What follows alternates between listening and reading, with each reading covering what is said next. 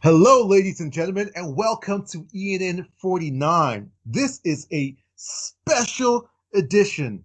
Today, we are going to be breaking down the flex that Disney dropped on the entire film industry. In the last couple of days, they had an investor day in which they unveiled a tsunami, a wave of new movies, new series, new content that's coming to theaters and coming to the Disney Plus app. So your favorite entertainment news podcast is back at it. 2020 has been a rough year. It's been a cold world with no blankets, but we are here for you like pacifiers for babies. And joining me on this fantastic voyage into the cinematic wastelands are my homies, my ride or die, my best buddies out here in this dangerous internets where you can be canceled, where you can be exiled. I'd rather do this with no one else but Christian and Paul. Christian, welcome. Hey man, thanks. It's good to be here with both of you, and I'm looking forward to diving into what's become one of our favorite topics lately, the streaming wars. So Absolutely. I'm looking forward to it. Yes. As a matter of fact, you know what? I feel like at this point, we are like the streaming wars experts when it comes to podcasts. I'm very proud of that. Paul, glad to have you on. We didn't have you on the last episode. Missed you a lot. Missed your positivity. Okay. Yeah, I think I missed two in a row. I'm, True. I'm glad to be back and talking about one of my favorite things, though, and that's the mouse. You know me. I'm a Disney shill at heart. Love my mouse. Speaking of pacifiers for babies, and looking forward to cramming this episode in before I get to go watch my lions get shellacked, and then I will also need a pacifier while I'm crying like a baby. Wonderful. And you know what? For our audience, if you haven't like caught on to a little inside joke, it's quite ironic that Paul is not a fan of the Marvel movies at all. He doesn't like the fact that, they're generic. There's like all this like humor. They're made for like kids and they pretend to be grown up movies. All these valid criticisms, subjective but valid. But at the same time, he's the biggest Disney shill. I'm telling you, like, this guy takes trips to Disneyland, watches everything else that's Disney. He basically lives his life with the mouse ears on. And So here's it's another here's another one that's going to get me canceled. Lupe, my favorite YouTube channel, Disney Food Blog Guide. Go check it out. Oh my god. As good as it gets. You should have kept that one to yourself. You should Yeah, have I Oh don't know no, if I I, would have I admitted can't that get one. enough. I got notifications on. I can't wait for every new episode. That's amazing. That's amazing. All right, guys, let's get right into ENN 49. And we have a lot to talk about. And we have strong opinions about everything as usual. We are the Film Exiles, so you are going to get the absolute truth. We're not going to sugarcoat things because we cannot be canceled. We've already been exiled. So, Disney announced that over the next few years, roughly 10 Marvel series, 10 Star Wars series, 15 Disney live action, Disney animation, and Pixar series, and 15 all new Disney live action, Disney animation, and picture features will be released directly on Disney Plus. Whew! That was a mouthful. I think someone described this perfectly. Like Disney just unzipped their pants and just dropped, bam, their dick on the table and cracked the table. Oh, we're Okay. PG-13, right? What the? No, go ahead. Sorry. Easy there, Giovanni Campia. No, but for real, for a studio that has this whole family friendly, this whole nice persona, this was pretty diabolical and pretty much big bully behavior. And you know what? I respect it. So today we're going to react to all the announcements, or as many as we can within the allotted time that we have. And this is the rundown of how we're going to do it. So we're going to start off with the 10 Marvel series that were announced. Then we are going to move on to a galaxy far away with the 10 Star Wars series. Then we are going to discuss all the live action Disney animation and Pixar stuff. There are about 30 of them. We won't be able to go over every single one of them, but we'll talk about the ones that, are of interest to us. Okay? So join us and let's go. So, starting with Marvel Disney Plus series. So these are the ones that will be exclusively on the streaming service, which, by the way, is closing in on 90 million subscribers. They completely shattered all their projections, and they've been doing a fantastic job. I mean, the value proposition for the for the product is out of this world. It's quite cheap. They do go up $1 a month, I think, next year. Yeah, $1 a month.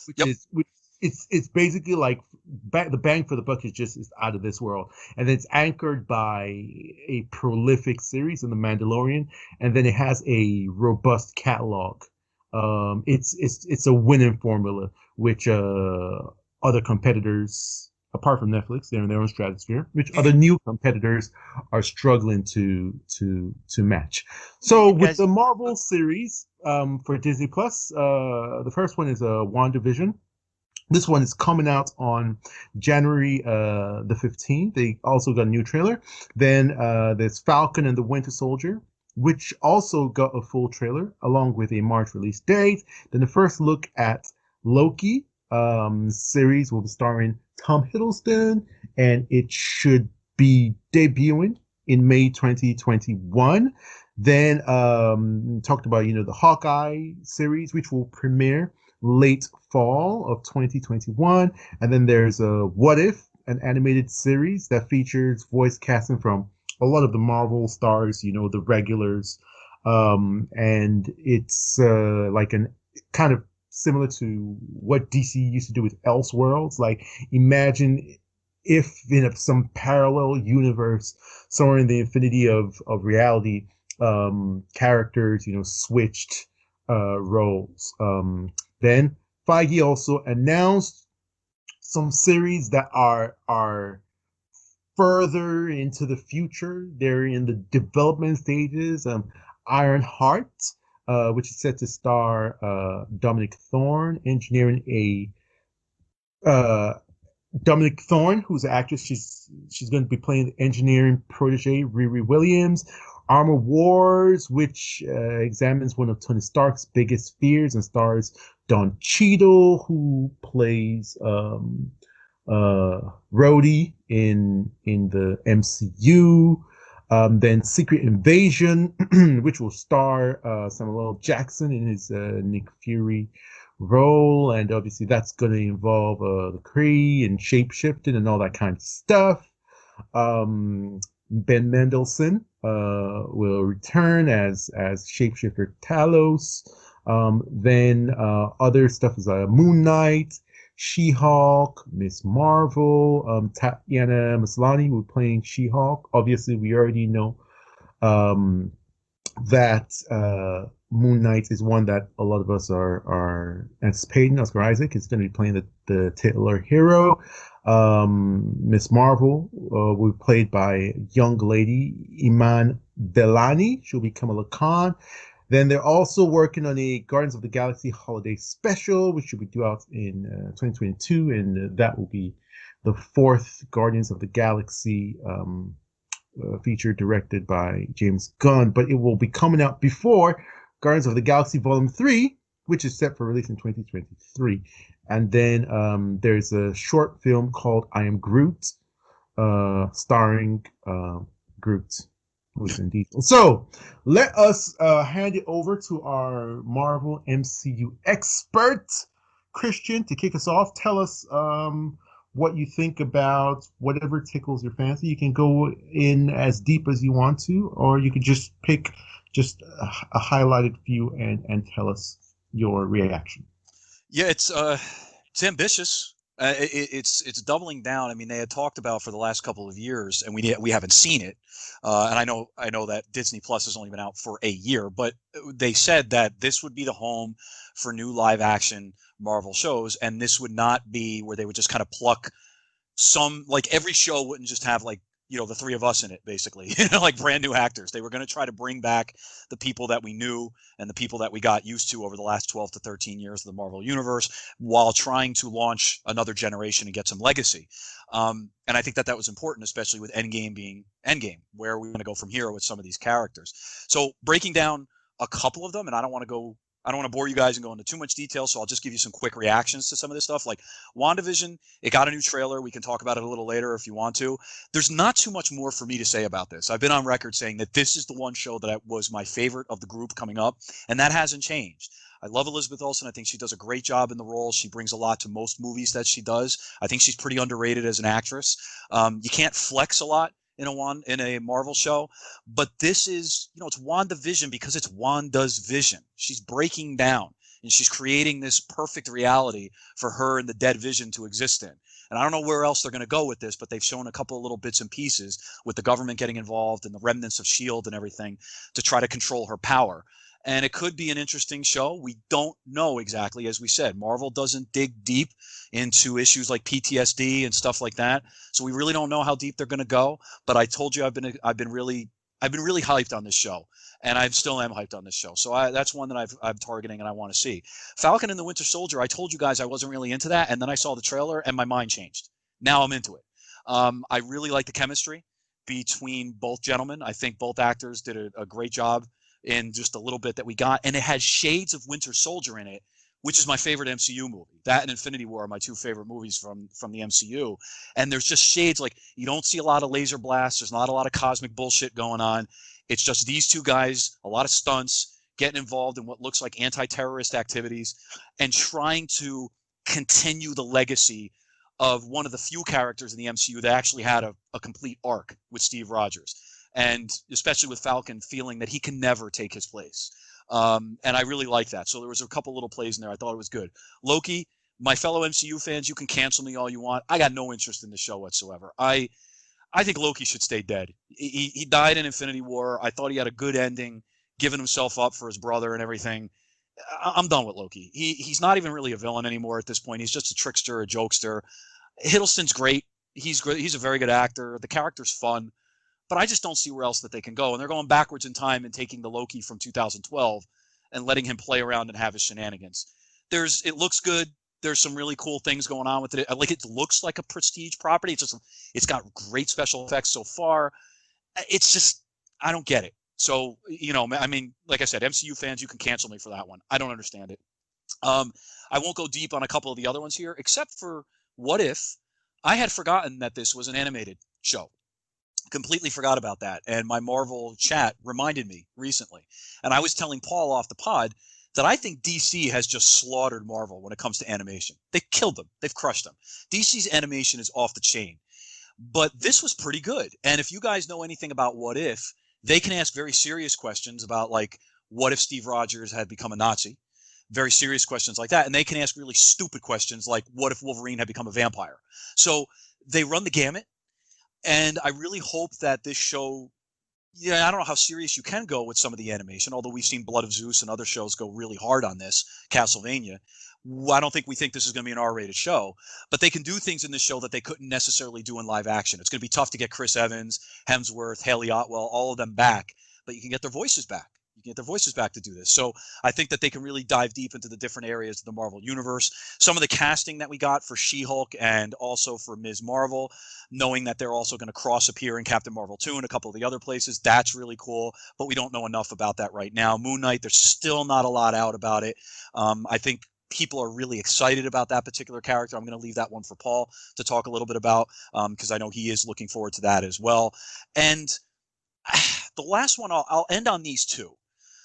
Ironheart was a weird comic. It was a time when Marvel was trying to become more inclusive in the last couple of years, and I applaud them for that. But in my opinion, it was a bit of a weaker comic. I think they could do better in live action with having the young woman want to protect her South Chicago neighborhood and really feel like they're under attack. I think that there's ways that they can really make that work, but I don't know enough about it yet. I just know that the comic was very meh. So I wasn't really sold on that. So let's see. Armor Wars has probably one of the dumbest names I've heard so far, but it could go into an interesting direction because the only movie that really has concentrate on that was Iron Man 2, where it looked like other countries were copying the Iron Man armor and trying to get the tech. Mhm. And they even went and they had, Senate hearings and they went into committees and stuff. We never really heard anything else about that. It was just Iron Man went off and did his thing, and Tony Stark did his nanotech and everything. But one of his worst fears was that tech would go off into the wrong hands. It would make sense that Rhodey, still working for the government and being a military guy, would be the guy that would be hunting down rogue nations that might actually either get their hands on Tony Stark tech or be trying to copy it, a la nuclear deterrent, if you will. So I think there's interesting ways, but man, does that have the dumbest name I've ever heard. In Armor Wars, it's just a stupid name. It just sounds so bad. So I'm just going to jump in right here, guys, and say that 12-year-old me would have been super fired up about Armor Wars. And that's probably who it's aimed at, right? Like, let's not kid ourselves about who the core audience is for this. And 12-year-old me would have eaten up Armor Wars. And 12-year-old mentally people. It'll work. Armor Wars! Armor Wars! So, all right. Somebody check on Bob Shipman, right? So hopefully I didn't drive you guys crazy with that. But yeah, those are the ones that was a really good breakdown. You set the table right. And Paul, if you have anything to say, let's hear. I know that you're anticipating Moon Knight to some degree. Also, I'd like to know what you thought about the trailers, if you've had a chance to see them. Yeah. So okay, so we'll start with Moon Knight. There wasn't a whole lot about Moon Knight, but I did catch that someone said that they were going for an Indiana Jones tone for Moon Knight. I'm not sure how to take that. I mean, I'm very interested. Let me just try to jump in. I apologize. Now, I think that what they mean by the Indiana Jones tone is that Moon Knight is actually an Egyptian. I mean, the superpowers come from, from Egyptology, from that realm of myth. So it could be that the character is an Indiana Jones-esque type of adventurer, and then that's how he discovers the superpowers. So there's going to be a bit of like that adventure kind of feel to it, and then discovering a power, and then wherever they go from there. So I think that it might not exactly be tone in terms of like there's a bit of camp, but in a cool way. To Indiana Jones, it might not be that. It might just be that it's an adventure series, which I think is gonna be difficult for DC because Dr. Fate is supposed to be that sort of story with Egyptology and that sort of thing. So it's just another case of Marvel getting to the punch before DC once again. It's going to be interesting to see itself play out. But go ahead. Well, no, I think that's one way of looking at it. I mean, I think the idea that it's because of the archaeology that there's a link to Indiana Jones. But I'm also concerned that with Disney, there's sort of a choreographed physical comedy to their adventure movies. Like you look at Indiana Jones, Lucasfilm. You look at Pirates of the Caribbean with Johnny Depp. There's sort of a sarcastic humor from the lead, and then there's also that sort of physical, almost dance choreograph with acrobatics in their fight scenes, and you see it in Indiana Jones too. Like there's almost that physical slapstick, like a little bit Charlie Chaplin, right? Yes, a little bit of that kind of stuff, right? And I hope to God that's not where they're going, but that's how I interpreted this. When they said Indiana Jones feel, I pictured that kind of sort of witty sarcasm mixed with sort of like choreographed physical comedy, and I'm okay with that with Indiana Jones. I enjoy it because that's what I go in expecting from Indiana Jones, and I'm okay with that with Pirates of the Caribbean because I'm expecting a flamboyant, comedic Johnny Depp kind of comedy with or action adventure comedy with that choreographed kind of action. But that's not what I was hoping for Moon Knight. So I hope to God that's not what they're doing, because the subject matter interests me. I like the Egyptology, and I like the idea that they might be going somewhere darker and more serious with Marvel. So if they rein it in and try and give it that 4-quadrant family fun feel with the Pirates of the Caribbean, Indiana Jones tone, that's not so much for me. So time will tell. I'm still going to reserve judgment on that one, but that comment concerns me a little, even though I'm actually quite a fan of Indiana Jones. Otherwise, trailers. Loki. I mean, I don't care about this character. I don't know You know, I don't even know where the MCU ended because I didn't see the last 3 movies. So I don't even think I knew that Loki was dead I can't remember if he died in Infinity War or not, but I didn't really pay attention to Infinity War. I kind of had a hard time finishing that one. Um, I watched the trailer. There are elements of it where I say, boy, this looks really cinematic. And then it kind of oscillates between looking really cinematic and looking like made for TV quality, like sitcom kind of crap. So it's more of, I mean, that's the Marvel formula. It works for a large segment of the audience.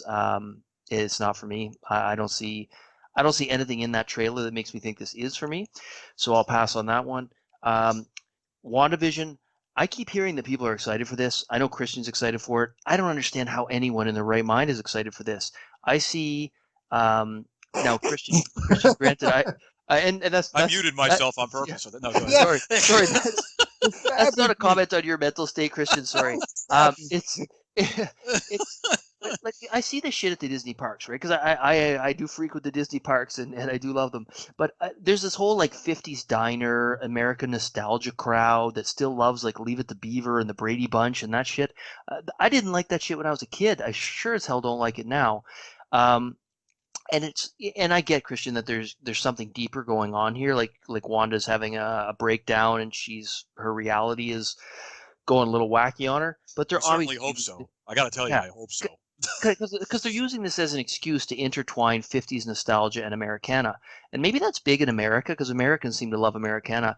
I'm not convinced the rest of the world likes Americana. I sure as hell don't care about Americana. And 50s nostalgia does nothing for me. I mean, I'm older than a lot of people that are into this subject matter, but I mean, the 50s mean nothing to me. I was born in the 70s. I couldn't give a shit about the 50s. So it just does nothing for me. I don't care about Wanda. I don't care about Vision. I don't care about nostalgia, and I don't care about Americana. So what am I getting out of this? And I think to me the answer is nothing. I missed the Falcon Winter Soldier trailer. Anthony Mackie just turns me off ever since his comments about Man of Steel and Collider. I can't take him. He killed Altered Carbon for me, and I have no interest in this. And lastly, the what if. The what if shit is like, that's a nerd level that I can't go to. I didn't go there as a kid. I didn't like the what if stuff. That was too nerdy for me. Even 12-year-old me thought what if scenarios were too nerdy. 40-something-year-old me also finds that this is way too nerdy. Some of them are out there, bro. Well, oh yeah, but to counter that, the animation looked really good, and it looked like they might actually go a little more serious in the animation than they do in the movies.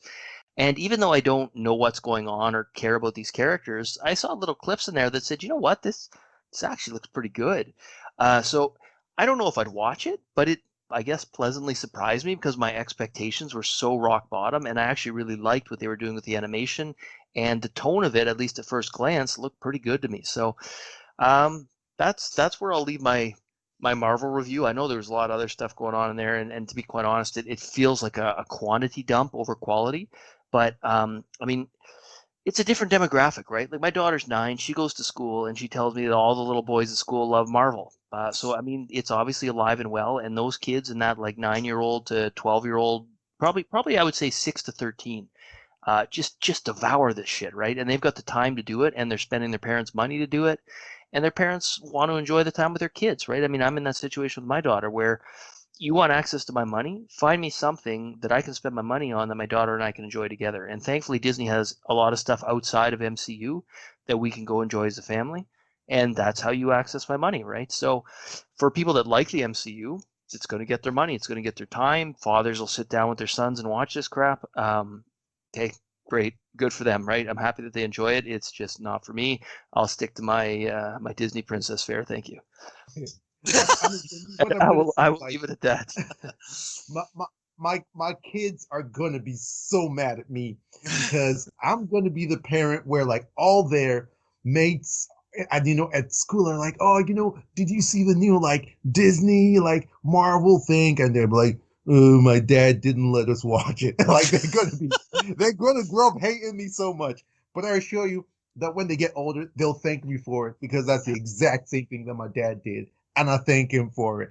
I know that there is a lot of other content out there that kids and their parents can consume that are not Disney. And to me, Disney, just with how ubiquitous it is, it just comes off as way too populist and just way too common. And for me, at least for me, I feel like kids should grow up with a sense of individuality, and people should try to be different from others. But that's just a personal thing. So I'm just getting ready for my kids to hate me for a little while. They'll be fine. They'll be fine. Don't call child services on me. All right. So let me react a little bit to this. I'll start with the trailers. To keep it all the way 100, I'm not the biggest Marvel fan, but I really enjoyed these trailers. Like, I was so impressed by the quality.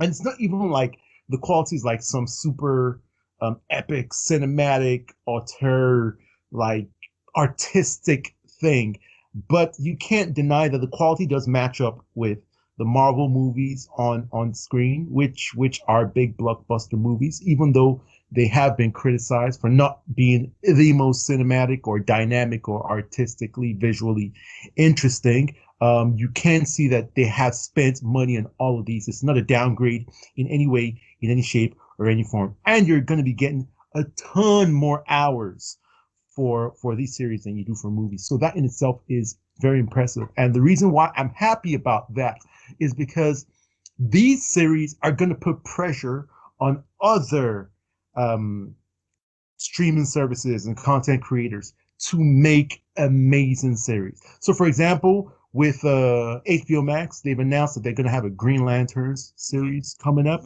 and it's a show run by Greg Berlanti. A lot of the people who were involved in things that happened on the CW, and that was a disappointment to all of us because we know the quality on the CW has just been absolutely terrible. But with the stuff that the MCU is putting out on Disney Plus, it's raised the bar. They cannot bring CW level quality to HBO Max. They can't even bring anything that's near CW quality level. Like, they have to make something that is 100% cinematic. The bar has been set. And I appreciate Disney Plus for that, even though I don't necessarily appreciate the series. Now, in terms of each one of them, the Winter Soldier and Falcon, I flipped that a little bit. I was impressed by the action that I saw in it, and the scale of the action, as a matter of fact, was quite impressive. Was quite interesting. The whole buddy cop thing, the whole annoying humor that comes from Falcon, I'm not too keen on that. It's always been grating, infuriating, annoying, aggravating to me. So that's not something I'm looking forward to. I might pretty much miss that, except if people whose taste I trust tell me it's a must watch. And I know that there's supposed to be this transition from him being Falcon to him being more Captain America, and I would expect him to carry himself with more authority, showing more experience in his years and being more of a leader, but he still seems to be doing the whole sidekick gig. So that was that struck me as a little bit disappointing and showing a lack of growth of the character. There is a rumor that old Steve is going to appear at some point, and Bucky, like, together are going to be pushing him. But that's a rumor at this point. I'm just going to throw that out there, that it is possible, but we don't know. Well, I wouldn't be surprised. I think that Chris Evans and Robert Downey Jr. may be done with the roles, but I don't think that they're done in terms of not coming back for very strategic, important cameos. I think they'll always support, and that's lovely. That's lovely. I think that they can still move on in their careers, but pop up from time to time just to support. Sorry to interrupt. I didn't mean to. No. Oh no, perfectly fine. That's a really interesting piece of information. WandaVision is the one that I'm very interested in, and I might actually watch. It reminds me of what HBO just did with Watchmen in terms of something that's very trippy, something that is just operating on so many different levels, throws you off balance. You're not sure what you're seeing. It's quite interesting and adventurous. The only difference is obviously Watchmen was made by HBO. And I mean, they freaking had Yahya Abdul-Mateen, but ass naked in there. They had people exploding, blood and gore, that sort of thing. So Disney's not going to be able to go there, quote unquote. Do And tell. no matter how adventurous and how avant-garde the series is, that's always, for me at least, always gonna hold it back. It's always gonna be that thought in the back of my mind, like, man, they could have pushed it further and just gone all out. But I am interested in that one. That one looks good. The Loki one, I think it's really interesting for fans of Loki. It seems like time travel, space hopping. I think that's like something really, really, really cool. And it's interesting that these series seem, apart from the Winter Soldier, which just seems standard, Loki and WandaVision seem like the type of content that people have been pushing for Marvel to try to be more adventurous, to be less generic and less formulaic in their structure. So it's interesting to see them at least try a little bit to be a little bit different from what they've been doing. But as I said, because it's Disney, I don't know how far they can push that. Also, the characters still seem to be, formulaic in the way they represent themselves, deliver their lines, that sort of thing, which, could be seen as comfort food for some, and for others it could be seen as not trying hard enough. But those are the only things that interest me in this whole thing. Nothing else interests me. We'll see what happens as we go along. So may I make a quick comment before you move on? I just want to say, and now very brief, you guys know how I feel about this group. I was really disappointed that we got nothing from the X-Men. So I just wanted to throw it out there. I know we're still living, in a world where Hugh Jackman is Wolverine and Deadpool was awesome, but I was hoping for some kind of announcement. Anyway, I'm not saying anything else. I mean, now we'll pivot to the movies. Oh, yeah. And Black Panther 2 was announced. It's been moved to July 2022. Most notably, Chadwick Boseman will not be replaced as T'Challa. So I wonder what they're going to do, if they're going to lean into the female Black Panther, if they're going to I don't know what they're going to do. It's going to be interesting, but it is a very big, bold world, and there have been focus on different characters in that world. So there is quite a lot they can do. It's unfortunate that we didn't get to spend time with Chadwick Boseman's T'Challa. Then third Ant-Man film is coming, and if you thought that Armor Wars was a bad name, well, this one is Ant-Man and the Wasp: Quantumania. Okay. And you have, a lot of your stars. Okay, that one's got to be designed to go for a theme park ride, right? Like within the next 5 years, you're going to see something called Quantumania in the theme parks, guaranteed. It sounds like some like bootleg at the Avengers cartoon campus at Disneyland. There's going to be a Quantumania food court where you can go get like an Ant-Man burger or something, right? Sounds horrible. Then Doctor Strange and the Multiverse of Madness will tie into WandaVision and the third Spider-Man movie. That was confirmed. And then a new Fantastic Four movie is coming from the director of the Spider-Man MCU movies, John Watts. I finally learned his name, since pretty much a generic director. He's just generic in every way. Who's the guy that did the Amazing Spider-Man? Is that Webb? Yes, Mark Webb. Yeah, I get Webb and Watts mixed up. So it's Watts that's doing this one, not Webb? Mm-hmm. Watts. It's disappointing. I was hoping for the other guy. I was hoping for Webb. Generic director number 56. All right. So I don't think that there's anything major to react to any of these. And as more news comes out about them, we'll cover them. So let's move on to the second section of our discussion, and this is a big one. Huge heavy hitter brand coming from the Lucasfilm division of Disney. Mr. Lucas has expressed some regrets in selling Lucasfilm, but at the same time expressed the inevitability of it in terms of where he saw himself in his life trajectory at this point. He is happy he sold. He wanted to sell, but he seems not to be too happy that he hasn't been able to have as much influence as he's wanted to. It seems like Disney has kind of relegated him to the status of a mascot, of a co-signer of things, a marketing tool. But hey, he is getting paid. I'm telling you. So as much as he's shedding tears, he's wiping them with dollar bills. Okay. So Disney announced about 10 Star Wars series, and wow, Yeah. let's talk about Wow. it. So there's going to be a spin-off of The Mandalorian, Rangers of the New Republic, and Ahsoka. Okay. Then there's going to be Star Wars: The Bad Batch, which is an animated series about the Bad Batch of clones. If you remember those guys from the Clone Wars.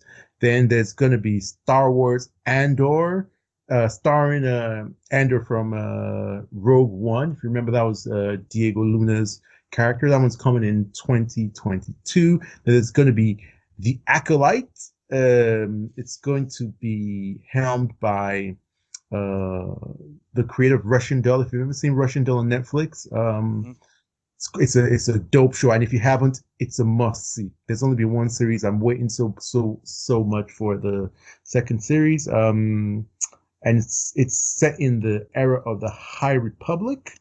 Then Obi-Wan Kenobi finally on its way. But the big news about it is that Darth Vader is going to feature as the main antagonist to the titular character, Obi-Wan, and the role is going to be reprised by Hayden Christensen. Then a droid story. It's going to be a new project which will feature a new hero alongside R2-D2 and C-3PO. Then Star Wars Lando. It's going to be they call it an event series, so that they're trying to push it's going to be like big budget, snazzy, and obviously it's going to be one that people are really anticipating, with Childish Gambino reprising the role. Then Star Wars Visions is going to be an anime anthology series. Now, I'm not sure what they mean by anime. It's going to be animation. I'm not sure whether it's going to be like Japanese style anime or if it's going to be hand-drawn animation or what. I think it's Japanese style anime from what I saw. Yeah, I've been reading the same thing, that's what they were going for. Yeah. Okay, that's quite interesting because Disney has never done that, as far as I know. That's new territory for them. They have a house style for animation and even for CGI animation, and this will be a departure. WB Warner Brothers tends to delve into those kind of like different animation styles. So this will be interesting to see. So those are the upcoming series. We'll talk about movies next, but before we go on to Star Wars movies, I want to hear what really interests you guys and your reaction to this. It's a lot to take in, and we'll hand it over to our Star Wars expert, and that will be Paul. Christian is also a Star Wars expert. I was going to say, when it comes to Christian has got more Star Wars knowledge than I do. He puts me to shame, but I'll start off and let Christian bring it home. I mean, headline attraction for me is obviously the return of Hayden Christensen. As you guys know, Darth Vader is the. I mean, he's Star Wars to me, right? Growing up, he was my favorite character, probably in any franchise. So, to have Christian Haydenson reprise his role, especially after the shit he took, and I think perhaps unfairly, because he's been pretty good in some of the other things I've seen him in. And I don't dislike the prequels. I see them as great live action cartoons. The dialogue's not great. I don't blame Christensen for that. I mean, he's a kid working with George Lucas. He's not going to be rewriting his lines on set. Like he's doing what he's told and trying to do the best he can, at least at the time. So I hope he gets a chance to redeem himself. I think it's going to be interesting to see how this works because I mean, this is after he's become Darth Vader, after he's been burnt. So you're not going to get, presumably, you're not going to get a lot of him without the mask unless you're getting flashbacks, which I guess is possible. But this takes my excitement level for Obi-Wan up like from a 4 to like a 9. Because I didn't care. I mean, I like Ewan McGregor. I like Ewan McGregor as Obi-Wan. I really like the relationship that he built up with Anakin throughout the Clone Wars animated series. But I am so tired of Disney filler, and Obi-Wan, the series, felt to me like Disney filler without direction, just saying, oh, people like Obi-Wan, oh, people like the original trilogy time frame, let's figure something out. And maybe that's what they've done here, but figuring it out with Hayden Christensen as Darth Vader, and potentially a conflict between Vader and Obi-Wan, and somehow, hopefully, creatively fitting that into the storyline without contradicting anything that's come before, and I'm sure they can do that. If they're careful about looking at the existing lore, that makes this series significantly more interesting to me. So as I say, it takes my excitement level from more blah filler up to I can't wait for this to come out. So that one really excites me. Staying on the Clone Wars topic, I loved Ahsoka's arc in the original Clone Wars. I wasn't as big a fan of what Disney's done with the most recent season of Clone Wars, although the last 4 episodes were good. The Rebels series felt like more filler to me, and I didn't love a lot of what they did, even when it wasn't filler. So I haven't really enjoyed Disney animation since they've taken over from Lucasfilm. I know even though it's still Lucasfilm, since Disney's gotten their hands in it, I haven't enjoyed it as much. And I'm a little bit lukewarm on the Rosario Dawson Ahsoka appearance. I know everyone thinks it's great. I felt a little cosplay to me. But what it did remind me is how much I love Jedi and Sith in Star Wars, and how much I dislike Star Wars when they're wasting my time with side characters I don't care about without any attachment to Jedi and Sith. So I'm excited about the potential for this one. I'm also concerned by it. So those are the 2 headliners that really excite me. Now we're staying away from movies right now. We're talking specifically about series. Is that correct? Yes. Yeah, we're just doing series. So, Andor, I don't really care about. Might surprise me. I'll check it out. I don't care. Lando, I like Lando in small doses. I like him sort of as that swarthy, like the smooth pimp who loves the ladies in small doses, right?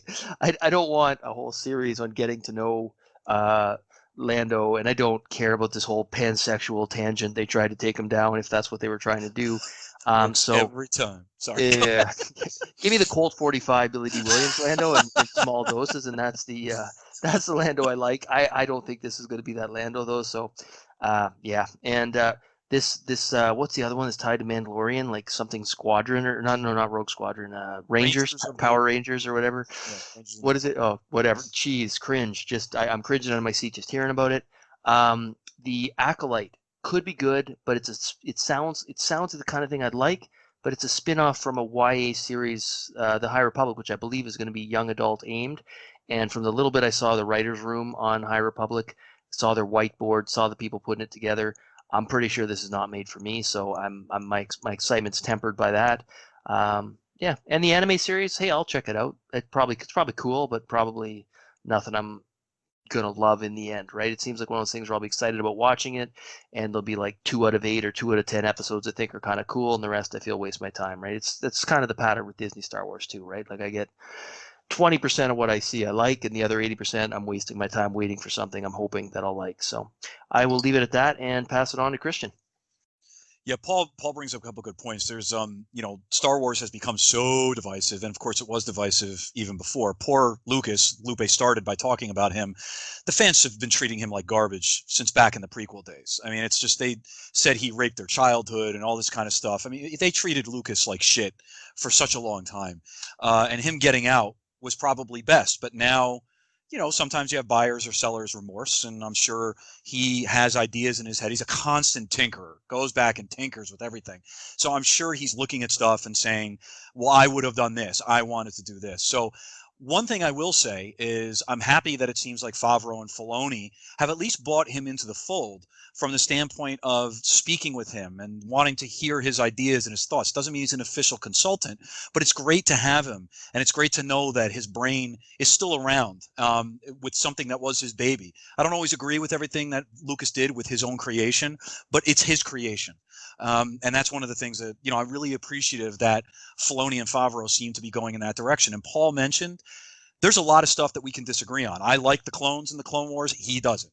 There's certain things like that. But one of the things that all Star Wars fans seems to agree on is Sith versus Jedi. We all seem to love it. We love the Force.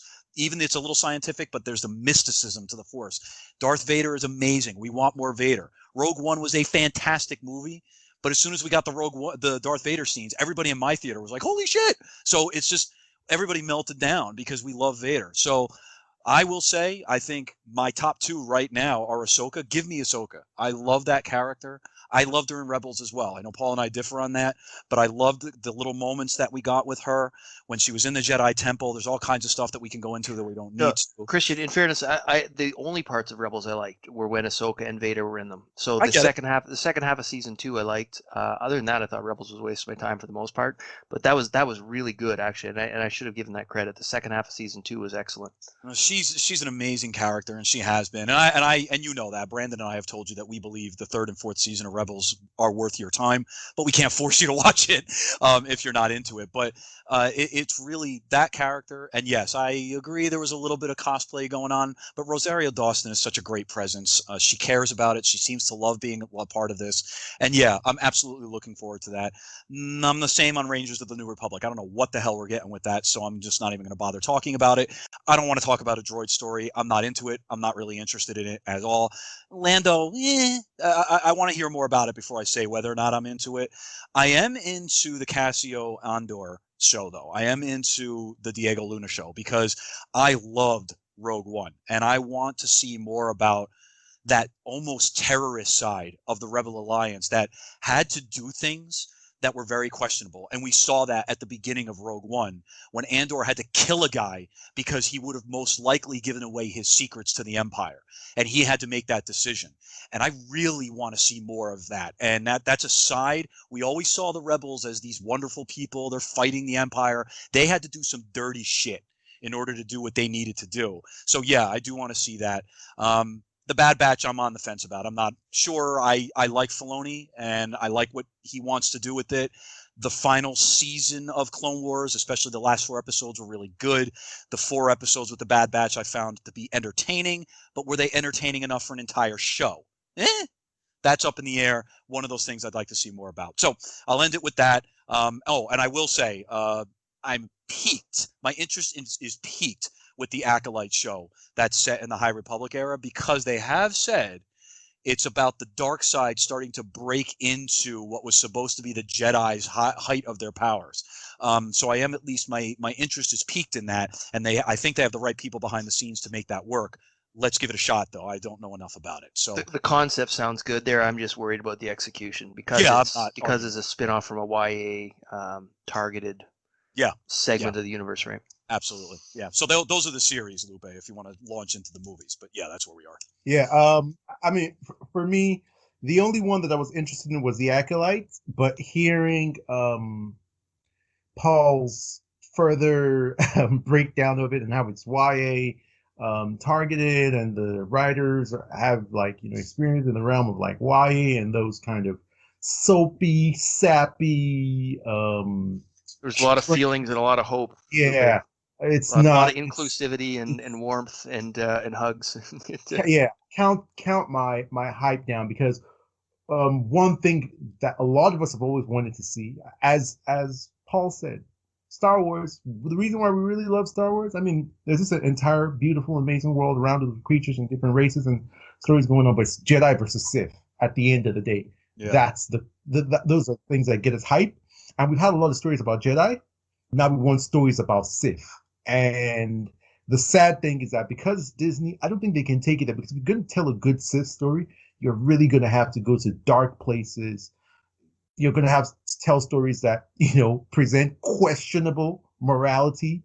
Okay. and just have an edge and a savagery to them that I don't think Disney is just able to go.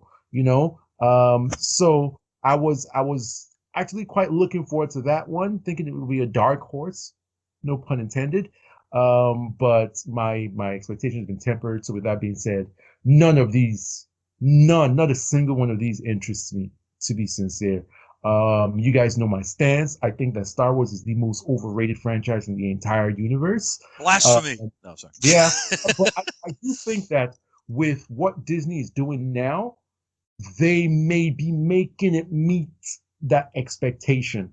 However, as I said, a lot of these plays are just like nostalgia plays. For example, like the Obi-Wan, I love Ewan McGregor in the role, but as Paul said, I just don't see a really real rich story. It's, going back, instead of going forward or really going where no one has gone before. And even with the Hayden Christensen being put in it, it's a very nice ode to the character. He took a lot of hell from horrible Star Wars fans, the most toxic people on the planet. The most toxic. That's where the hype is real. When you talk of toxic fandom, dude, we suck. We're terrible. Star Wars fans are awful. You cannot play with them. We are awful. And Hayden Christensen, he took a lot of hell. And I think after people calmed down, then people began to appreciate him. That they came to their senses, and I think that this is sort of a way of helping him redeem himself, right? Even though, to be sincere, Revenge of the Sith, sorry, is one of the best Star Wars movies ever. Sorry to anybody who disagrees. You can't be wrong. Like that.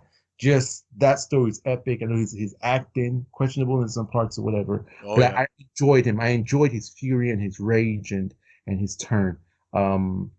So that's pretty much all I have to say. The only thing I'll say about the whole them leaning into Star Wars this much, and this is such a huge dump of content, is that it puts pressure on other streamers to also exploits their own IP to the maximum. And I've been bothering Jason Kylar on Twitter. I was sending him messages telling him that he has to open up the Matrix universe, which is the franchise, just like Disney has done with the Star Wars franchise. So that's the thing that I respect, the way they've leaned into it, the way they're really opening it up, and the way they're really maximizing its potential. That's one thing you always got to give Disney credit for. They will never see an asset and let it lay dormant or dry. And other companies that had powerful IP have done that for too long. For example, IP like Mortal Kombat and Street Fighter and things like Lord of the Rings, and even things like Harry Potter, and even DC is an okay state right now, but Disney's showing how you really lean into what you have and you really flex. And I got to give him credit for that. And it's going to put pressure on other people. And that means that we're just going to get, more content of the things that we love. And you can pick and choose whatever you love. And us will be all better for the customers. Now, going on to the movies. So if you thought that was a lot, Star Wars movies are also coming, and some heavy hitters were mentioned.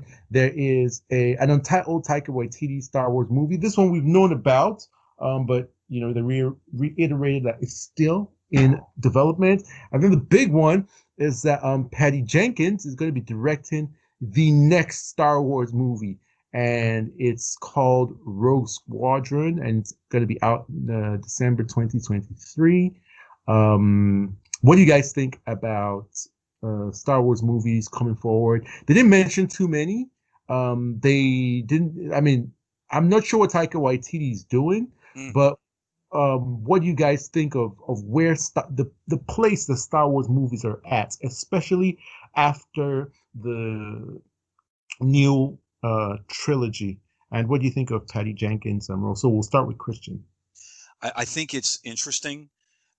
that, and I won't go down too deep in a rabbit hole. I think it's interesting that they've realized how divisive the sequel trilogy is. At least it seems that way, because there was a Rian Johnson trilogy that was mentioned.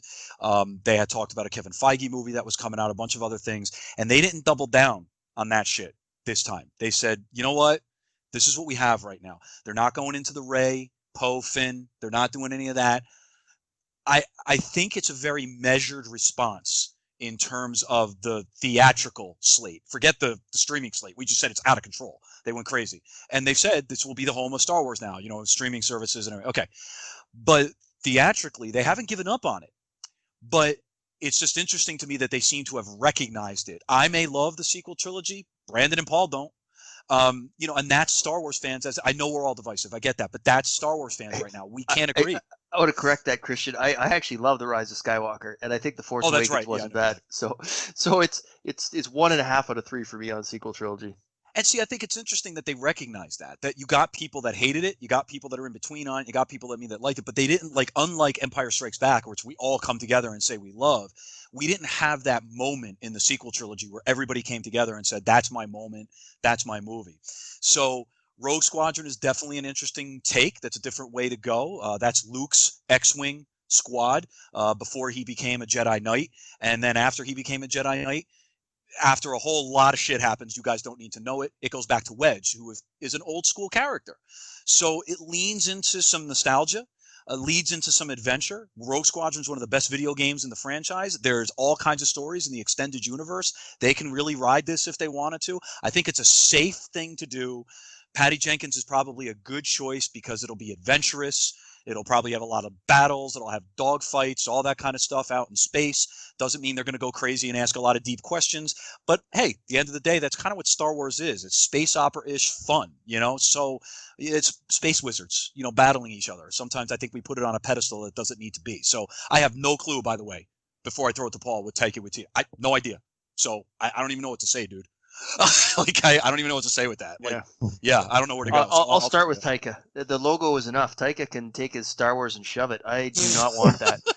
If you haven't seen the logo, look up the logo. It's enough to make me not want to watch it. Screw that. And Patty Jenkins, I think she's actually a good fit. I don't love her for DC, at least based on what we're seeing from the trailers of Wonder Woman 84 and elements of the first Wonder Woman, because she clearly admires the Donner style of filmmaking. She's referenced her love for Indiana Jones. And as I say, I like Indiana Jones, but I don't want that. I don't want that lightheartedness, that 4-quadrant appeal, the sense of fun and comedy and romance and adventure. I don't want that in my DC movie, but I do want that in my Indiana Jones movie. And I think it fits Star Wars better than it does DC. So if you like her DC stuff, I think her Star Wars stuff could potentially be even better.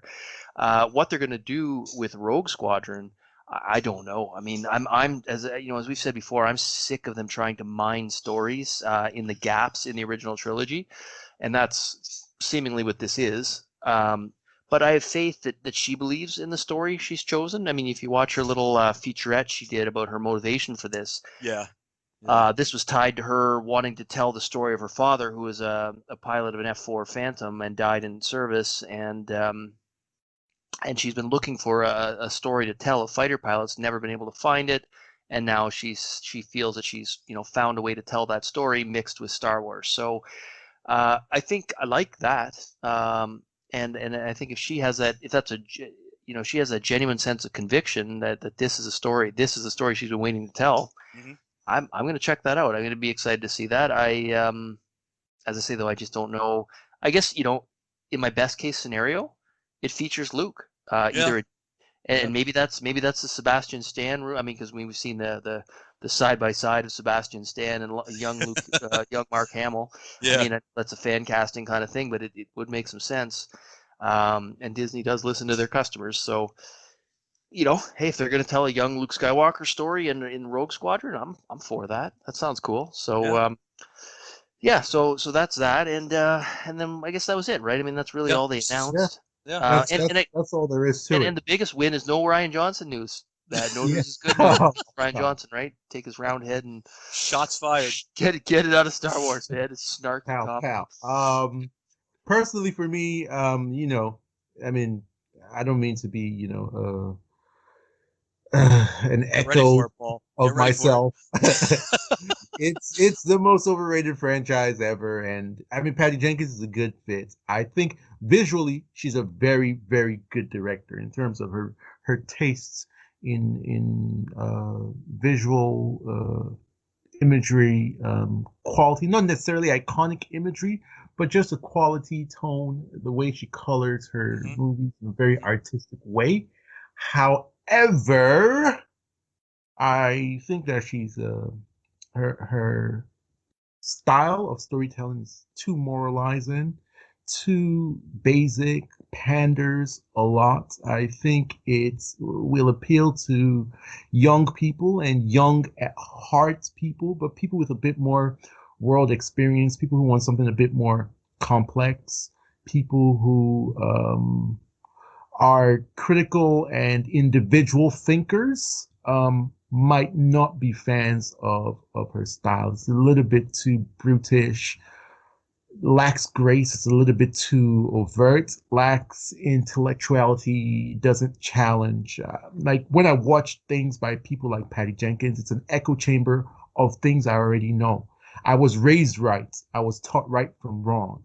I need movies that challenge what I already know or add layers of complexity to all those lessons that I learned as a child. And her content seems to be way too basic for me as an adult, and in my opinion, even for young adults coming up. But it fits perfectly with Disney. It fits perfectly with a vastly overrated franchise like Star Wars. And she's a great saleswoman, a great politician. So there's going to be a lot of hype around this. There's going to be a lot of excitement. She's going to inextricably link it to things that are going to tug at your heartstrings and make you, root for it. But for me, I'm not a fan. It doesn't move me even one single bit. So there's my positivity for you guys. All right. So we talked about Marvel and we talked about Star Wars, and wow, what a journey. Gotta give credit to Disney for doing what it is that they do and doing it to the fullest. And we're going to pivot into their Pixar, Disney animation, live action stuff. They're bringing 15 creations to Disney Plus, and they're also bringing 15 creations to cinemas and theaters. So this is going to be interesting. And then at the tail end, we're going to have some miscellaneous stuff to talk about. So yeah, strap in for the tail end of this ride. All right, so in Disney Animation and Pixar, they have a lot of projects in the work, including Raya and the Last Dragon. We already saw a trailer for that. That's coming very soon, March of next year. We got Baymax, and obviously Baymax from the world of Big Hero 6. That was actually a really cool animation. It's a series on Disney Plus. It's going to be arriving in 2022. Then more stuff on Zootopia. This is Zootopia Plus. Very, very innovative, very innovative title. Zootopia Plus on Disney Plus, coming from from. Wow, I that's I I redundant can't as say with hell. a straight face. I swear That's I cannot say with a wow. straight face. I Coming don't, in drink. This is hurting you, isn't it, Lupe? yeah, this is painted. You want you want me to take over? This is my niche. You know what? You know what? Yeah, please, Christian, just go Yeah, ahead. Paul, Other Paul, Christian, I- other other Christian. Christian. See yeah, how I'll upset he is? Paul. He's all Paul, messed up, man. take it away. All right, so I can't. I'm gonna I'll mute I'll myself. spare you, Lupe. This I can tell how much this is causing you pain. All right, so as you mentioned, Disney live action, Disney animation, and Pixar are going to combine over the next decade to bring 15 series and 15 feature films direct to Disney Plus. So that's new, and that's in addition to the stuff that's going theatrically. So as you mentioned, we got Raya and the Last Dragon coming up. We've talked about that one. It's coming out March 5th. The new news here is that it's going to take the Premier Access model that that Mulan tried, and by most accounts, Mulan was unsuccessful. they're going to try it again with Raya and the Last Dragon. This time it's an original. This time it's an animated film. And being the Disney shill that I am, they will have my $29.95 US or $34.99 in Canada plus tax as soon as I can give it to them to watch it on Disney Plus. But they're going to give another stab at that model, which is interesting because Disney's Soul is going direct to Disney Plus free, no additional charge on Christmas Day. And that's a big budget, well-reviewed Pixar film. Last time I saw Soul was still at 100% Rotten Tomatoes for what that's worth. I mean, Pixar tends to be in the high 90s when it comes to critic approval anyway. I mean, if you're looking for a thumbs up or thumbs down, it's hard to give a Pixar movie a thumbs down. So, of course, they typically score very high. But I just thought it's an interesting contrast that they went away from that model with Soul and now they're back to it with Raya. Other big news, they announced Encanto, which is going to be a feature film coming to theaters November 24th, 2021. This to me is one of the most exciting ones. So I'm excited about Raya, Encanto, and we're going to do our most anticipated of 2021, in the next few weeks here. This is one that might actually hit near my top 10. It's set in Colombia, where a magical family lives in a magical home. It follows a girl named Mariana, who is the only member of her family that doesn't have magical powers. It's directed by Disney regulars Byron Howard, who's done Bolt, Tangled, Zootopia, but he's been involved creatively in a number of highly recognizable Disney animated films, and Jared Bush, who worked with him on Zootopia. Big news here, though, is that it's a musical with songs by Lin-Manuel Miranda, who did Moana and Hamilton, and the songs are both written in both English and Spanish. So this is almost can't miss from the perspective of the audience that this is geared to. And then, Lupe, as you mentioned, we got the Disney Plus series coming out. They talked about Baymax, which continues after the events of Big Hero 6. It's about Baymax going through San Francisco and finding new patients. Zootopia Plus, I really like the original Zootopia. Yeah, it's preachy with its moral message, but that's where I want to see my preachy moral messages, in Disney animated films for my kids. Now, what they're doing with this makes me cringe out of my seat. It's a three parody spin-off shows.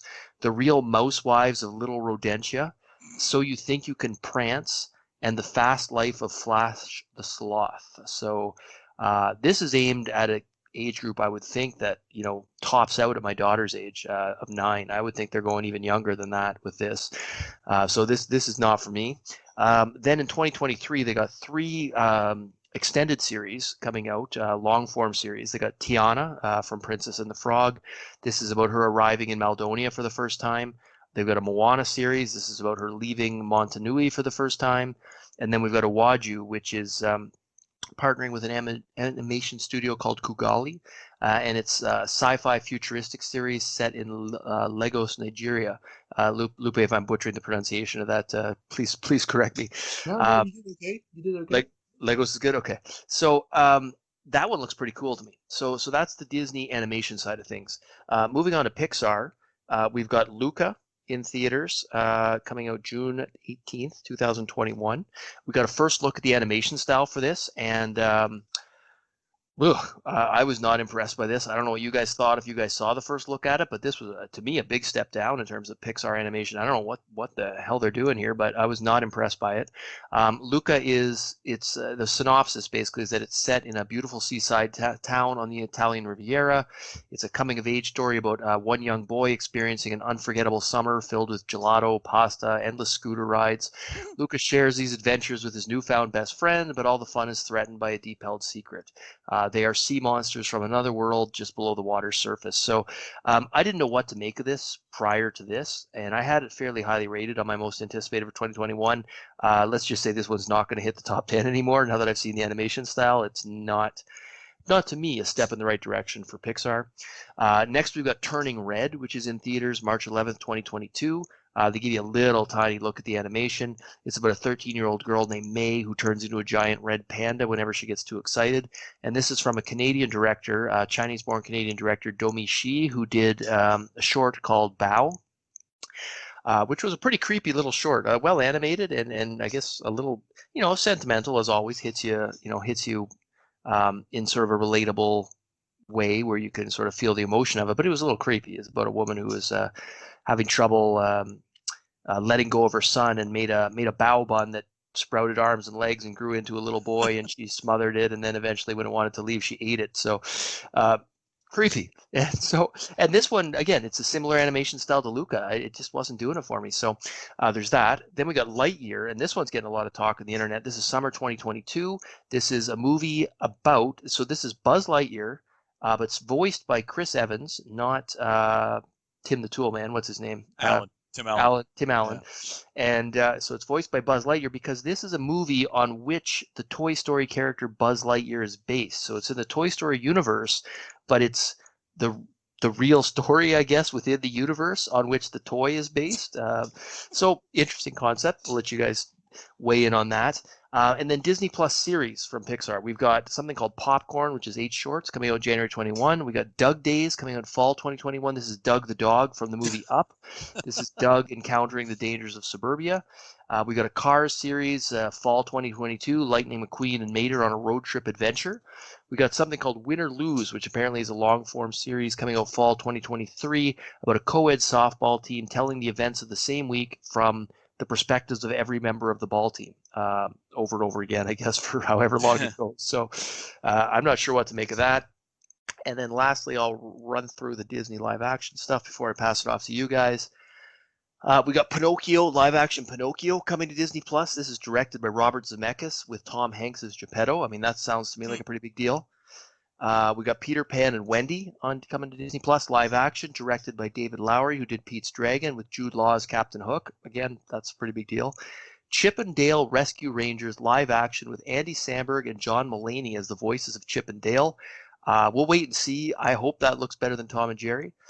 We've got Disenchanted for the people that for our Amy Adams fans. We've got Disenchanted coming back, the sequel to Enchanted. We got Hocus Pocus 2, which these are 2 in a row that my wife and daughter will be excited in. A Three Men and a Baby remake. Cringing out of my seat here. My wife and daughter will be excited about that. Cheaper by the Dozen. Also cringing out of my seat. My wife and daughter will also be excited about that. Sister Act sequel. Another one for my wife and daughter, but not for me. We got an animated Diary of a Wimpy Kid, which I'll watch. My daughter would probably be interested in that. Animated Night at the Museum. The whole family will all enjoy watching that. We like those movies. Percy Jackson series. We haven't even got to the Percy Jackson movies yet, but I'm interested in the Percy Jackson series. Then, of course, we got Lion King prequel, directed by Barry Jenkins, live action. We got a live action Little Mermaid movie, directed by Rob Marshall. They've announced the casting for that. Cruella coming to theaters May 2021. That's Emma Stone as Cruella in a Cruella origin story, of course, based on the 101 Dalmatians. Beauty and the Beast prequel series, and they announced that Luke Evans and Josh Gad are back as Gaston and LeFou, and Gaston is my all-time favorite Disney character. I absolutely adore Gaston. He is to Disney what Darth Vader is to Star Wars for me. So Gaston is a highlight of the entire Disney stable of properties for me. Then we've got, and that was basically it. To be honest, the one thing I was disappointed about here was no mention of Tron 3 or a revival of Tron Uprising, but quite a list. So I know I've rambled on. I'm going to pass it on to you guys. Who's anxious to talk first? Is it Lupe? What do you got, Not Lupe? me. Before Not me. No matter how unanxious Christian is, it cannot be less than I am. All right, Christian, tell us what you think. High level, it's a lot of shit. I mean, it's a huge combination of Disney Plus and also at least right now saying that there is a commitment to theatrical releases in there.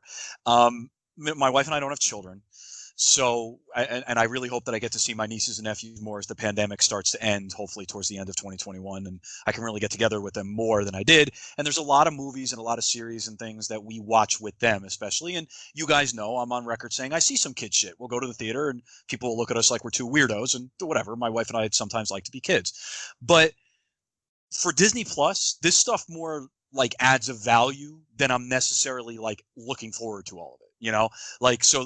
But there were a couple things that so I'll just do like 2 or 3 that you said that we are looking forward to. My wife, you guys know, is Colombian. So Encanto was definitely something like right away, her ears were like, what? And then she showed it to me and we watched it. And she's also a big fan of Lin-Manuel Miranda. And it was just awesome to hear that was coming. So we're very excited about that. So I'm with you, Paul. That's way up there in terms of anticipation. Iwaju really was something that came out of left field for me, totally out of left field. And I was like, wow. So now I'm really into that as well. I'm always a big Pixar fan. Recycling Lightyear, like you said, it's an interesting take on it, but so I guess I'm kind of interested in it. Luca and Turning Red, cool, but the animation style left a little bit to be desired for me. And the other stuff that's coming up on Disney Plus is not really for me, man. If I had kids, it would be cool, with cars and Pixar popcorn and stuff like that. It's not really my thing. I will repeat, if I can really get into seeing my nieces and nephews more and spending some time with them, I think there are some things that we could watch with the whole family, with my sister and everything like that. So yeah, I do believe there's some stuff in here. So I'll say this. There's definitely a couple of things that you said in there, live action, like you were talking about the Beauty and the Beast prequel. I'm into that as well. I'm definitely into that. To me, it just adds, that stuff will eventually go onto streaming on Disney Plus no matter what. So even the stuff that goes on into the theatrical releases will eventually, the home is going to be Disney Plus. And it wraps up into that larger conversation that all of us have been having, that the streaming wars are just out of control. And you now have more that adds to the value proposition for Disney Plus. Lupe and I talked a couple weeks ago about how awesome now with the theatrical stuff coming onto HBO Max, that vaults HBO Max's value proposition up. All this shit, even if you're not getting it right away, you're getting into theaters first, it's eventually going on to Disney Plus. So you're a family, the $8 a month or whatever it's going to be, it's a no-brainer because this stuff's all going to be there. So I'll end by saying, yeah, there's some shit on here that definitely looks interesting to me, like the Pinocchio thing. You just mentioned that. Like, wow, that's interesting. But that's not necessarily why I go to Disney Plus. But man, does that say something about their value proposition now, especially if you have a family? You're a fan of Disney, Marvel, all this other stuff. Oh my God, it's like, for a lot of people out there, I think it's a no-brainer to have this thing, and they launched a shot across the bow with this stuff. Go ahead. There's some high quality stuff in here. If this is your thing, and granted, this is targeted more to 4-quadrant, family audience. If this is your thing, they're putting some high quality stuff in here. They're bypassing the theaters with some high quality stuff. Yeah, I would agree. So yeah, I don't know if there's much I can add there. So I mean, you guys have comprehensively covered it, exhausted it beyond measure. What I will say is that I got more love to share for it, Lupe. There isn't a lot that is meant for me here. This is just not my thing on so many levels. But there are a couple of things that do pique my interest. Raya and the Last Dragon, I'm going to give a chance because actually my favorite, sort of like all ages, like animation, CGI animation feature is Kung Fu Panda, because I enjoy my martial arts and Kung Fu. And Raya and the Last Dragon is going to have huge elements of that. So I am very, very curious to see what that's like. I'm actually going to watch it and give it a chance. Hopefully it doesn't disappoint. Also, obviously, you guys know that I am of Nigerian descent. So Iwaju is close to my heart. I have said that, in popular media, we have explored a lot of Norse mythology, a lot of Greek mythology, and I think that the next frontier would be the undiscovered, unexplored, huge, vast mythologies, and the voodoo Ifa mythology of the Yoruba people of Nigeria is very rich. It's just as rich as what you see with Greek mythos, in terms of having a pantheon of gods that have their own personalities, their own motives, huge lore backstories, power, superpowers and weapons and all that stuff, and their interactions with mortals. So I think that we started to see traces of that with like Black Panther, and I think that that's what really influences this Iwaju series, because in Yoruba, Iwaju means forward or front, and I think in this context it means future or futuristic. So the hints from Black Panther are very obvious, obviously, since Black Panther has to do with, Afro-punk, Afrofuturism. So it's going to be interesting to see what they do. And I think it's about time that somebody start exploring this. And as much as I'm not a big fan of Disney, I got to give them credit for always being innovative with stuff like this. They're always hopping on and just being smart. And what they're going to do with stuff like this is that this is how they gain fans for life. This is why you see people who are avid Disney fans, like they're fans for forever, because they're really able to delve into these spaces that are underserved and do at least a decent job. You know, it might not be the most artistic, avant-garde thing ever, but to do a good job of making something that everyone, you know, will enjoy, is good quality. And because they were first to get there, they're going to have people who are dedicated and thankful to them for that offering, since their competitors are not doing the same. So Iwaju is one that we should look out for. And then also we forgot to mention during our Lucasfilm discussion about the children of Blood and Bone, and that is one that I'm looking forward to, and one that you guys also should be. So it's written by a Nigerian lady. It's a book series. You can compare it to Lord of the Rings, and it's set in Africa, and it's based on African, like Ifa Yoruba mythology. And the only thing that I'm a little bit apprehensive about is that it's Disney, because this is something that is in the realm of a Game of Thrones or a Lord of the Rings. It has elements of darkness and seriousness to it, and it should be done in this very highbrow artistic way. I wouldn't like them to give it the Star Wars treatment, where okay, there is darkness to it, but then there's this comedic bent, which kind of tones it down, and you know, really trying to appeal to all audiences. I just don't think it's a good fit. But at the same time, you got to give Disney the credit for being the ones that bought the IP and said, we're going to put our powers behind this. You know, where were all the other studios when this was up for auction?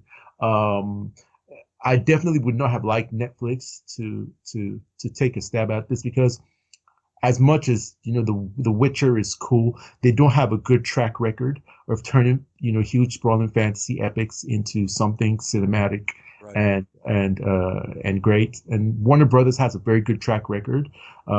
Places like Paramount, you know, Sony also would do a decent job. But that's why I said, like, you got to give Disney credit. And I'm telling you guys, like, when we're much older and our kids are older and we see a lot of African and Black people like loving Disney, these are going to be the reasons why. They have that foresight. They don't think in terms of, can this make us money in the next 5 years when it comes out? They're thinking of generations. And no matter what you feel about Disney, you just got to tip your hat to them. So the last thing that we're going to talk about is just a couple of miscellaneous bits and other series in the work. There's an Alien series that's going to be coming under FX and Hulu. Also, Will Smith has something on National Geographic, which is called Welcome to Earth, and it follows him as he embarks on an awe-inspiring journey to unlock the secrets and mysteries of planet Earth's most extraordinary and unexplained phenomena. Then we have Limitless, which stars Chris Hemsworth, which explores the limits of the human body, which could not be any more on brand or on point, really. The only other person that I could see hosting this would be like The Rock. Like, those are the two human beings, period, that are made for this sort of thing. And I know that it's going to be hella fun. Then there's going to be an Ice Age spin-off series, so that's more of Disney leaning into, you know, their IPs and nostalgia. It's going to be called Ice Adventures of Buck Wild, and it's going to be Simon Pegg voicing Buck. It's premiering early 2022. So does any of those interest you guys? What do you think? I think it's good that they're expanding Nat Geo. I think that's a good thing. You know, it's that's one of those channels and everything that, you know, with cable packages going away, you know, as people cut the cord, I think that there actually is, call me old school or call me a nerd, whatever. I think there's actually very good and worthwhile programming on Nat Geo, because the more we understand about the Earth and the more we understand about our different societies and our cultures and everything, I think the better off we are. So I'd like to see well done series expanded on Nat Geo. So I'll leave it at that. I just think that that's one of those things that Disney purchased, and I'm glad they're not letting it die. I agree. Like, as for, especially since they're targeting kids and families, educational stuff is very important. And if I had kids, that's one of the things that I will make sure that they watch, even though they hate me for it. Good luck with that, Lupe. Yeah. I love Nat Geo, and I love Disney Nature. You think I can? I mean, ever since my daughter turned about 5, she refused to watch those with me. Like, we could just drag her to the theater to watch. Yeah. But she won't watch them. I cannot get her to watch that stuff with me as much as I want her to. So I'll watch it by myself sometimes because I really enjoy it, and I think it's great quality stuff, and I'm glad it survives. I mean, it's just like the Novas of the world, and some of the PBS shows that I really love. That I'm just so glad they're hanging on, even if they're on life support, because they are really high quality shows that I just hope are there for her when she's old enough to appreciate them, and I still love them myself in the meantime. Mm-hmm. And going back to your early points, are you guys? Is it my turn to ramble here? Because I just want to say that I'm excited about the Alien series. I am too. Noah Hawley and executive produced by Ridley Scott. Bringing the aliens to Earth, which is an interesting concept. I'm not sure how that's going to work, but if Ridley Scott's attached to it, I think it's going to be high quality. At least that's my impression. So I'm excited about that. The one thing I'm disappointed about is I know there was some hope that we might hear some announcement about an Alita prequel or sequel. Either sequel movie or prequel series, and there's nothing as far as I know. It's a shame with the amount of stuff that they've announced. It's a huge shame. Like, this is like such an easy money maker for them, because I mean, there's a rabid fan base for the Alita stuff. Like, I'm very surprised for a studio that leans so much into nostalgia and fan service, for them not to announce anything Alita. And the Alita army, they must be sick to their stomachs. Yeah, I think they are, because they had a lot of hope. I mean, I saw a post going around on Twitter like giving you the info to watch a Disney Investor Day live stream, because they were all excited that they might hear something. Because I think there were rumors about a potential prequel series being announced, which actually makes sense when you look at the Alien series going to FX. Yep.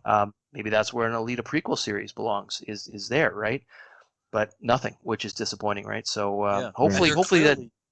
Sorry, go ahead, Paul. No, I was going to say, hopefully that's not like a death blow. Like, hopefully there is still something in the works. There's still potential. I mean, there's always potential for something, but hopefully there was more than just false rumors behind that, and that there is something in the works, I guess is what I'm trying to say. I mean, they're clearly, still doing FX and Hulu, so they're not done with those. But you guys are right. Not hearing about Tron, Alita. The future is still there, but it's disappointing we didn't hear. Yeah. For me, in terms of Tron, I'm kind of a little bit happy that they're not leaning into Tron, and that's for selfish reasons alone, and that's simply because there is quite some similarity between the Matrix and Tron, and if Tron is done very well, because obviously it's a virtual world with and especially if you really modernize it and tie it into the fact that we're in a lot of virtual platforms and having avatars. There's a very smart way to do it, and that concept is applicable to the Matrix. Whoever gets there first is going to be able to plant their flag. And selfishly, I'm happy that Tron didn't do it first. I apologize, Paul. Don't hate me. No, you know what? I just want the original Tron sequel. I want the one they were planning for back when Legacy came out. So they don't need to get too creative for me. Just give me more of that world. I love Legacy, and I just want more of that. And the Leto news. I mean, he seemed to basically. I mean, Disney I don't think confirmed it, but I mean, Leto all but confirmed it that it was in the works. So I'm still optimistic it's on its way. So this doesn't crush my hopes by any means. It would have been nice to get some formal confirmation. But yeah, I'm just happy with them continuing on that story, or however they've tweaked it. And I mean, that's gonna put the excitement meter through a 10 for me when we finally do get confirmation. All right. So let's wrap up our discussion, and let's end it with final thoughts. I want to know your thoughts about the streaming wars. this gauntlet that Disney has dropped. What are your thoughts in terms of industry wide trends, where it's going to place them? Also, let's not forget that they have busted through their subscription targets, and it seems like by 2024 they should have like 200 million.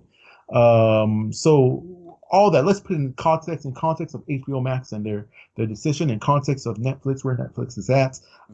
Yeah, I want you guys to bring your superpowers to bear on this one. We are very experts in this discussion, and I think the audience will learn a lot from you guys. So let's start with Christian. Well, look, it's a clear shot by Disney to say we're in it to win it, basically, at this point. That, you know, we want to be the go-to place for all of these franchises, right? Whatever it might be. We want to be the go-to place for your family's entertainment. We want to be the go-to place for so many things. You want Marvel content, you want Star Wars content, you want family content, you want animated, you want live action, you want this, you want this. We got it. We got it all. And, you know, again, we can all have that conversation that it's quote unquote safe because it's Disney. The biggest thing that I see that's the difference between what they've done and what HBO Max is doing, Disney is leaning hard into their IP, hardcore into their IP. So all of there's not much in here that's original. There is some stuff. We highlighted it today. There's absolutely some original IP that's in here. But the bulk of what they're going on right now, even the Pixar stuff and the animated, even the series that are going to be on Disney Plus, is all, you know, things like we were talking like Zootopia or whatever. The Marvel stuff is, sure, some of the stuff that's coming out is brand new, but it's based on characters that we already know. You know, I don't see a ton of, now Moon Knight and everything. Yeah, okay, there's stuff, but still, Star Wars, these are IPs and everything that we're very comfortable with. So it's interesting that that's the direction where they went. Whereas the other side of it is HBO is to saying, hey, we're, you know, Lovecraft Country and, you know, the other things that are coming out with HBO. We were just talking about The Flight Attendant recently. So it seems like they're going with newer, you know, like more original content, or it might be based on short stories, movies, things like that. So it's very interesting that that's the direction that they decided to take, but it's a winning formula for them, Lupe, as you just said. The other part of it that I will say, and then I'll leave it to you guys to give me your thoughts to react to this, is that some of my mutuals bought this up online, and I thought it was interesting. They didn't take the pounding that Warner Brothers took when HBO decided to come out and say, well, we're going to do the 30-day timeline with our theatrical releases. And in the United States, you'll be able to $15 a month, get these theatrical releases right at home in 4K, and you can stream them. And then they'll disappear for a little while, and then later on they'll come back to HBO Max, and you can get them on Blu-ray and blah, blah, blah, whatever. And HBO got ripped. AT&T and Warner Brothers got destroyed. Anybody who thinks that Disney is not playing the long game here, you're missing out. You're short term saying, well, Black Widow's still going to go to theaters and The Eternal's still going to go to theaters. They are pushing direct to consumer. It's clear. It's so goddamn clear with everything that we're watching. So because everybody got that short term kind of, oh, thank God, right? The movies are going to go to theaters, and wipe their brow. Did you see what they're putting on Disney Plus over the next 5 years? It's insane. So direct to consumer is clearly the focus right now. So the streaming wars are not going anywhere. It's heating up. They are saying on the surface, at least, that they're not giving up on their theaters. And I don't necessarily think they are, but they are pushing people to go here, not necessarily to go to the theater first. So it's very interesting that they had to dodge that bullet from the media, but that's just what they're doing. So I probably talked too long, and I apologize, but the streaming wars are not over, I think, by a long shot yet, and we're still going to see a lot more. So this is just getting more and more interesting. But there's only so much money for a family to go around, and Disney, they just decided right now to stake a claim and say, we need your $8 to $10 a month. Yeah, I don't have too much to add to that, Christian. I think you covered it pretty well. I'll just say that, after HBO's big announcement and the backlash, Disney really, sort of threw down their proposition. And it's impressive. I mean, it's like we said earlier on, it's great value for the money, which to me is actually a departure from what Disney used to do. Because you remember with their Blu-rays, they used to lock these friggin' things up in the vault, and you could only Yep. buy their Blu-rays for limited times, and they never went on sale. They're always atrociously expensive, and they'd create these little pockets of demand where, oh, you better buy it now at $34.99, or else you won't get your chance again for another 10 years. It's going back in the vault. To now giving you just an enormous amount of content for an incredibly reasonable price, right? So it's a big shift for them, and I mean, they're going to have my money for the next 3 years at least, right? Well, all this stuff's coming out. Even if they raise it $1, who cares? Like, this is a great value. I'm impressed with what HBO Max did as well, and I like Netflix. I get good value for my subscription. My trouble is finding the time to watch all this stuff, but for right now, thankfully it all fits within the budget, and I'm willing to buy all three. Plus Apple. I mean, we always forget about Apple, but Apple's cheap and gives good quality content for your money. It's worth it to me, even though they don't have a ton of content. What they do offer is high quality and worth the cost to me. So I mean, I think it's great, and they're obviously not only they're going direct to consumer with the stuff, creating these new shows that are going to attract viewers, but the stuff that's real successful is going to show up in their theme parks and their merchandise, and you're going to buy collector's cups and whatever the hell else, right? So they're going to keep raking in the money. You're going to see it on the resorts and the cruise ships and their restaurants and whatever else, right? So they're just an enormous, finely oiled cash machine, right? So impressive blow for them to the competition, and I, for one, despite the fact that I couldn't care less about any of the MCU stuff, still feel that I'm going to get great value from all the other stuff. And hopefully, the MCU crowds will pull people away from the stuff I'm interested in at the theme parks, and it'll be a win for everyone, right? So with that, I will pass it on to Lupe. Yeah, for me, there are two ways to look at this. What do I think about it personally? And then what do I think about it objectively and positively? Personally, not a lot of it interests me. Disney does not make content for me. It's just not my thing. It's just not good enough for my tastes. And with how much they've leaned into nostalgia and leaned into brands and leaned into name brands, it just comes up as gaudy. It just comes up as crass. It comes up as a bit classless to me. It reminds me of, like, the guy that you see, like the rapper that has all like the bling, like 10 chains, like is wearing like Versace shirts, the Dolce and Gabbana pants, the Gucci sneakers. It's just like name brand over the top. And don't get it twisted. I love flashy things. I love name brands, but there is a level of taste and class to applying these things. But Disney has no shame whatsoever. They're shameless. It just leaned into it. Like, if I was Bob Chapek, Disney's CEO, and I was tasked with bringing all these things to market, like, I don't see myself having the balls, okay, the unmitigated gall, the intestinal fortitude, the steel gonads to actually be like, you know what, 10 Marvel series, 10 Star Wars series, 15 Pixar, 200 nostalgia plays. Like, they just went all out. But on the objective side, positively, it's going to pay off for them in spades. Believe you me, Disney is going to be competing with Netflix for the top crown in terms of number of subscribers. Like, we used to say that Netflix has run far and away with the torch, and they can't be caught. But I'm telling you, Disney's going to be snipping at their heels. Given to about like the late 2020s, I'm telling you, Disney is going to be right there for a lot of reasons. One, because of how much quality content that they're putting out in terms of the name brands, how much they're investing in them, the vast quantity of it, and also their price is just an overwhelmingly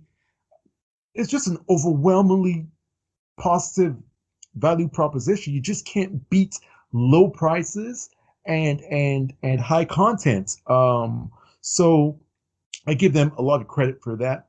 But also, talking about their competitors, one thing that we love about capitalism and one thing that we love about having different players in the game is that this is going to force their competitors to step their game up. You have no choice, especially for something like HBO Max, who they make the content that I like. They have a very good track record of all that, but their value proposition is negative at this point. They're the most expensive streaming service, and they don't have the most content, you know. But with the HBO Max, hybrid release strategy for Warner Brothers movies coming up, they're beginning to raise the game. And the reason why they did that, a lot of people feel, is because of what Disney announced with the fact that their subscriptions had hit like 86.7 million and had shattered their projections. And then the investor day was coming up, and they knew that there were going to be even more announcements, and I'm sure that they got wind of a lot of things that were coming up. So HBO Max, the ball is in your court.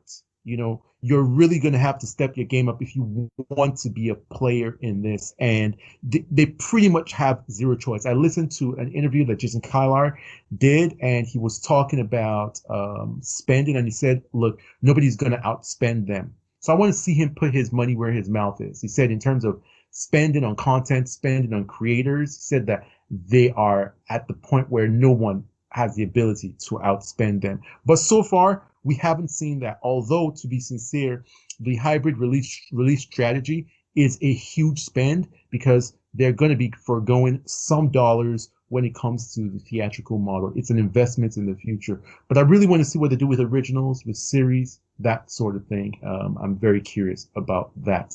So that's our discussion for the day on the Disney Investor Day, the slew of announcements that they made. We want to hear what you guys think. Does anything have you interested? What do you think about the announcements that were made from Marvel, from Lucasfilms, and from like Pixar and live action series, and even stuff like the Alien series and the Miscellaneous things that we talked about? And also tell us what you think about the streaming wars, what you think about Netflix, the future. We want this to be a conversation between us and you. Thank you very much for listening. And now we will say our goodbyes and close us out. So Christian, go right ahead. It was good talking to you guys about all this stuff tonight. And like Lupe said, hope to hear from everybody. You can catch me on Twitter and Instagram at the same place. I'm at chart6363. Take care of each other, guys. All right. And Paul. Yeah, as always, enjoyed the conversation, guys. You can reach me on Twitter at _Paul_P. All right. And I have been yours truly, as usual, Lupe. You can find me on Twitter at LiveLoveLupe. You can find me on the various social media app also at LiveLoveLupe. You can find the Film Exiles Collective on Twitter at The Film Exiles, and on the various social media app at The Film Exiles as well. Please be sure to like this video. Be sure to subscribe to our channels. Share it. Tell your friends about how good we are. Give us, the listens. Encourage us. We love you guys. Stay safe, okay? And have a good holiday season. And until next time, no matter what you do, no matter where you are, stay exiled.